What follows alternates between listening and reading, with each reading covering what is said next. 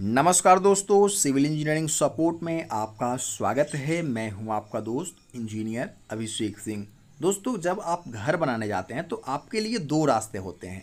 पहला रास्ता होता है दोस्तों कि पहले आप बीम और कॉलम की ढलाई करवा लें, पहले अपने घर का फ्रेम तैयार करवा लें और उसके बाद दोस्तों ब्रिकवर्क यानी कि ईंट की जुड़ाई स्टार्ट करवाएं, जैसे कि इस साइड पर हो रहा है। दूसरा तरीका जो बहुत दिन पहले से होते आ रहा है दोस्तों, वो ये होता है कि पहले क्या करते हैं कि ब्रिकवर्क कर लेते हैं, मतलब ईंट की जुड़ाई पहले कर लेते हैं और कॉलम और बीम दोस्तों उसके बाद में डालते हैं। दोनों ही तरीके से घर बनाए जाते हैं, आपने अपने आसपास भी देखा होगा। लेकिन दोनों में अगर टेक्निकल टर्म की बात कर लेते हैं, क्योंकि ये चैनल इसीलिए बनाया गया, दोनों को कंपेयर करें दोस्तों कि ज़्यादा मजबूत घर कौन सा होगा, तो आज आपको इस वीडियो में ही रिजल्ट मिलने वाला है। सबसे पहले बात कर लेते हैं कि जो कॉलम वाला घर है, जो फ्रेम्ड स्ट्रक्चर है, फ्रेम्ड स्ट्रक्चर मैं बार बार इसलिए नहीं बोल रहा हूँ क्योंकि बहुत से लोगों को कुछ अटपटा सा लग रहा होगा। ये जो फ्रेम पहले तैयार कर लेते हैं, यही है फ्रेम्ड स्ट्रक्चर घर।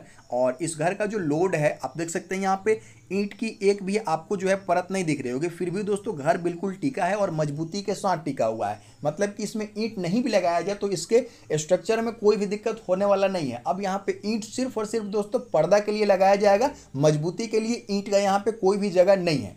लेकिन दोस्तों पहले ज़माने में जो लोड बियरिंग घर होते थे, जिसमें कॉलम और बीम नहीं होता था दोस्तों, तो उसमें क्या होता था, जो घर का लोड है पूरा का पूरा, जो छत का लोड होता था या फिर एस्बेस्टर वगैरह का लोड होता था दोस्तों, वो पूरा का पूरा आपके ब्रिक वर्क पे आता था, ईंट पे आता था दोस्तों। लेकिन आजकल घर बनाने के तरीके बदल गए हैं। अब बात कर लेते हैं दोनों में से बढ़िया कौन सा है। तो अगर बात कर लेते हैं, चूंकि अभी जो फ्रेम्ड स्ट्रक्चर घर बनाया जा रहा है उसमें भी दो तरीका है।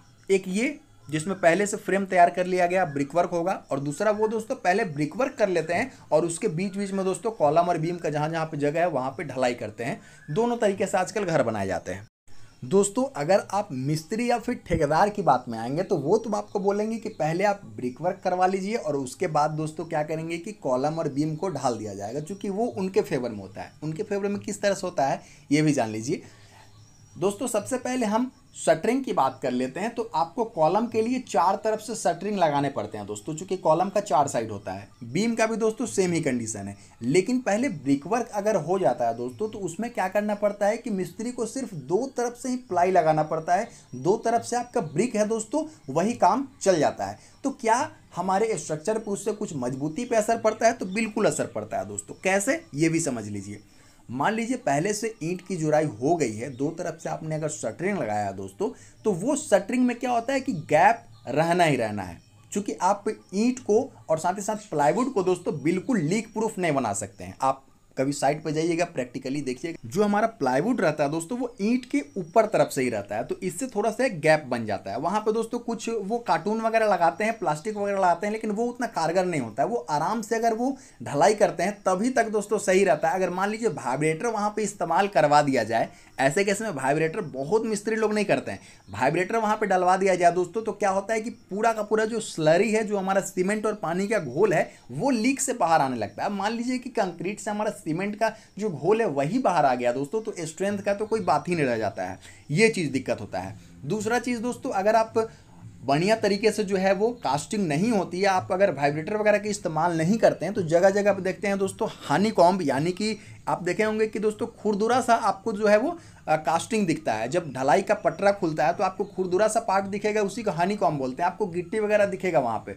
तो ये चीज़ें दोस्तों कास्टिंग डिफेक्ट है, यानी कि आपके स्ट्रक्चर को वो मजबूती प्रदान नहीं करता है दोस्तों। बीम का भी सेम कंडीशन है। तो एक चीज़ दोस्तों यहाँ पे क्लियर हो गया है कि आपका जो कॉलम है दोस्तों, चूंकि आप घर देख रहे हैं फ्रेम्ड स्ट्रक्चर है, कॉलम और बीम पे ही पूरा का पूरा लोड आ रहा है, ठीक है। कॉलम और बीम में कितना ज़्यादा बॉन्डिंग है दोस्तों, इससे ज़्यादा कुछ फर्क आज के डेट में पड़ने वाला नहीं है। क्योंकि जो ब्रिकवर्क है दोस्तों वो सिर्फ और सिर्फ पर्दा के लिए इस्तेमाल किया जा रहा है। मतलब कॉलम और बीम की मजबूती को आपको ज़्यादा प्रायोरिटी देना होगा।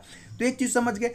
अब दोस्तों मान लीजिए कि पहले हम फ्रेम बनवा रहे हैं, जैसे कि इस केस में फ्रेम बन रहा है, तो इसमें भी कुछ दिक्कत आती है। वो दिक्कत क्या आती है, आप देख सकते हैं दोस्तों कि चारों तरफ से पटरा लगा करके बिल्कुल लीक प्रूफ इनका दोस्तों क्या होता है कि हमारा कास्टिंग होता है, ठीक है। बिल्कुल आपको चिकना चिकना देखेंगे कि आपको जो है वो कॉलम और बीम यहाँ से निकलते हैं, डीशटरिंग होता है तो बिल्कुल चिकना जो है वो सरफेस आपको कॉलम का दिखता है।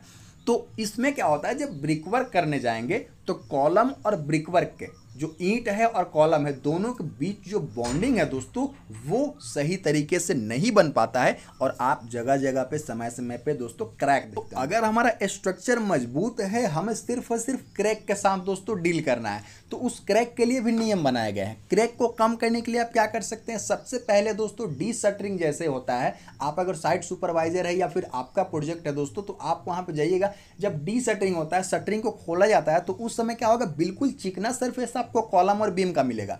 लेकिन दोस्तों ब्रिक और साथ ही साथ जो कॉलम है उसमें बॉन्ड बनाने के लिए आपको क्या करना होगा दोस्तों, उसमें चिपिंग करना। देखे होंगे दोस्तों साइट पे कि एक जो लेबर होता है दोस्तों वो छोटे से हथौड़ी की मदद से क्या करता है कि आपके कॉलम को खुरदुरा करता है, ठीक है, जगह जगह पे वहां पे स्ट्रोक मारता है और खुरदुरा करता है, चिपिंग करता है, वहां का जो मटेरियल थोड़ा सा हटाता है। उससे क्या होता है कि वो खुरदुरा होता है और उसके बाद जब दोस्तों वहां पे ब्रिक वर्क करते हैं तो वो काफी हद तक जो है वो क्रैक प्रूफ होता है, मतलब क्रैक नहीं होता। लेकिन 100% ये सॉल्यूशन नहीं होता है।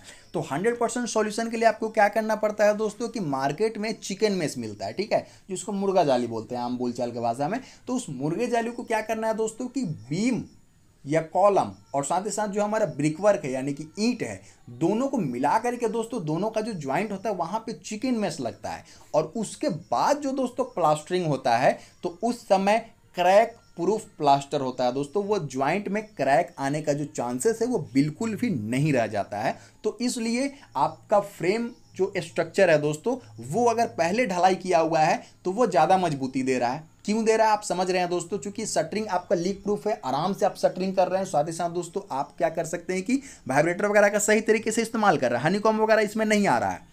दूसरी चीज़ है क्रैक भी आप बचा ले रहे हैं दोस्तों चिकन मेस की मदद से। तो आपका स्ट्रक्चर ज़्यादा मजबूत है, ठीक है, और आपको कहीं क्रैक्स वगैरह भी नहीं दिख रहा है। तो आपको अंततः पता चल गया दोस्तों कि आपको पहले जो ये ढलाई करने वाला सिस्टम है ये ज़्यादा सही है। दोस्तों अगर आप इस मेथड से भी संतुष्ट नहीं है तो आज आपको सबसे बढ़िया मेथड बताने जा रहा हूं दोस्तों। वो ये होता है कि आप लेवल बाय लेवल दोस्तों अपने बिल्डिंग का निर्माण करवाएं। मतलब कि जब प्लिंथ बीम तक काम आता है दोस्तों वो तो सभी के लिए बराबर है, क्योंकि नीचे तो दोस्तों ब्रिक वर्क और साथ ही साथ जो आपका स्ट्रक्चर स्टार्ट होता है दोस्तों उसमें कोई छेड़छाड़ कर नहीं सकता है। अब बात आती है कि प्लिंथ बीम के ऊपर में ब्रिक वर्क करवाएं या फिर ढलाई करवाएं। तो आप क्या कर सकते हैं दोस्तों कि पहले जो है वो सिल लेवल यानी कि जो आपका खिड़की जहाँ से स्टार्ट होता है उसको सिल लेवल कहते हैं। सिल लेवल तक पहले क्या कर सकते हैं कि आप कॉलम को ढलवाइए, उसके बाद सिल लेवल तक दोस्तों आप जुराई करवाइए, ठीक है, क्योंकि समय से भी दोस्तों डिपेंड करता है आपके बॉन्डिंग पे। जो स्ट्रक्चर का समय है, कितना पुराना स्ट्रक्चर में आप नए ब्रिक वर्क कर रहे हैं दोस्तों उससे भी डिपेंड करता है। तो यहाँ तक करवाइए। फिर दोस्तों आपका लिंटर लेवल में बीम डालना है, ठीक है, तो पहले आप लिंटर लेवल का बीम ढलवाइए, उसके ऊपर दोस्तों ब्रिक वर्क करवाइए। इस तरह से 3 स्टेप में आप सिल लेवल, लिंटर लेवल, उसके बाद छत लेवल, 3 लेवल में दोस्तों अपने छत तक पहुंच जाएंगे और दोनों काम बिल्कुल साइमल्टेनियसली दोस्तों होगा। तो इससे आपका जो काम है वो सबसे सही होगा, ठीक है, थोड़ा सा परेशानी इसमें ज़्यादा होगा लेकिन इसमें काम दोस्तों सबसे सही होगा। तो उम्मीद करता हूँ 3 तरीके हैं, तीनों तरीका मैंने आपको बता दिया है किसमें क्या प्लस पॉइंट है, किसमें क्या नेगेटिव पॉइंट है। मुझे लगता है इससे ज़्यादा डिटेल में इस पे वीडियो दोस्तों नहीं हो सकता है। तो फिर मिलते हैं। अगर मेरे काम को आप सराहना चाहते हैं दोस्तों तो लाइक कीजिए, दोस्तों के साथ शेयर कीजिए और चैनल को सब्सक्राइब नहीं किए सब्सक्राइब कीजिए। धन्यवाद दोस्तों, नमस्कार।